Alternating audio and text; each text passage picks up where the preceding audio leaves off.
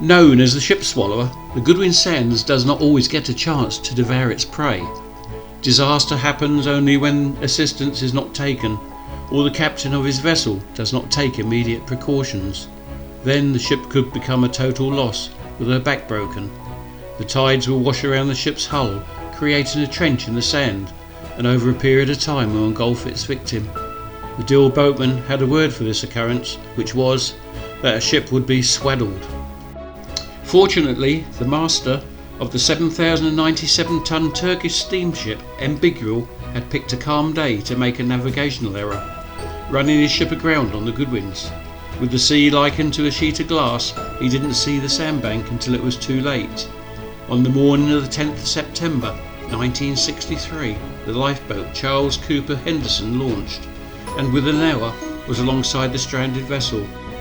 Coxswain Freddie Upton went alongside the steep-sided hull and boarded her using the gangway ladder. The Ambigule had steamed up channel and was bound for Newcastle to pick up a cargo of coal and then transport it to Romania. Being an empty ship, she didn't draw much water, which would be the reason that she was to survive the stranding.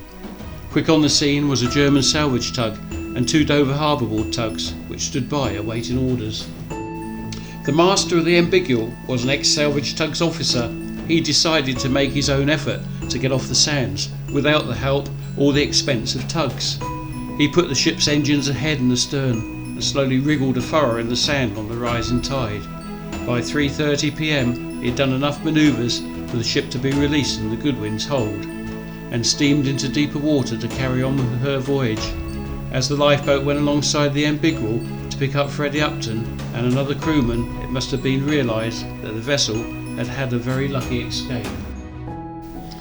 The motor vessel Hunsenborg was a Dutch coaster with a cargo of timber and telegraph poles. In 1962, in thick fog, she was involved in a collision with a large Greek vessel, Diamandis. If it hadn't been for her cargo keeping her afloat, the Hunsenborg would have sunk with a gash that had almost split her in two.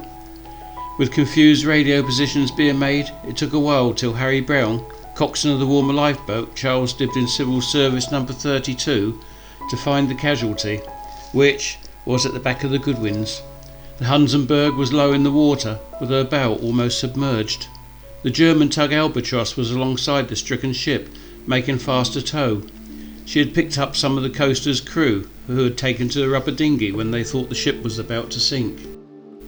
Harry Brown stood by as the tug slowly towed the sinking ship shoreward. After a discussion, it had been decided that they were going to beach the stricken vessel in the shallow water in Sandwich Bay. As they rounded the South Goodwin, the Hunsenborg started to lurch and take on a serious list. However, her cargo held and kept her afloat.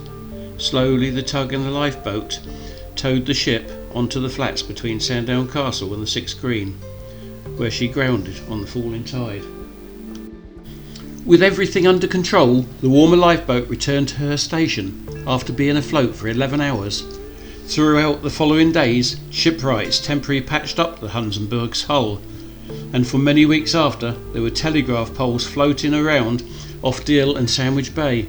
Local boatmen from Deal and Ramsgate took it upon themselves to salvage the poles for a top price of 30 shillings reward for each one recovered. I myself brought many poles ashore, using the fair chance when we were stationed at the top of King Street. On one particular morning I had a dozen poles in tow. The wind was light northeasterly. Suddenly the Kelvin engine stopped for no reason. I tried my hardest to start her as we were drifting into the groins off the Coast Guard station. The engine was running on paraffin at the time, and being hot I thought she'd start easy. Swinging the handle round rapidly, the engine fired up, throwing the handle hard into my forehead, then straight over the side. I was wearing a white shirt and my best trousers, as I was due to be in school directly after bringing the poles in. However, I ended up in Deal Hospital. My shirt was bright red with blood and my forehead was gashed open. But a few stitches and life began again.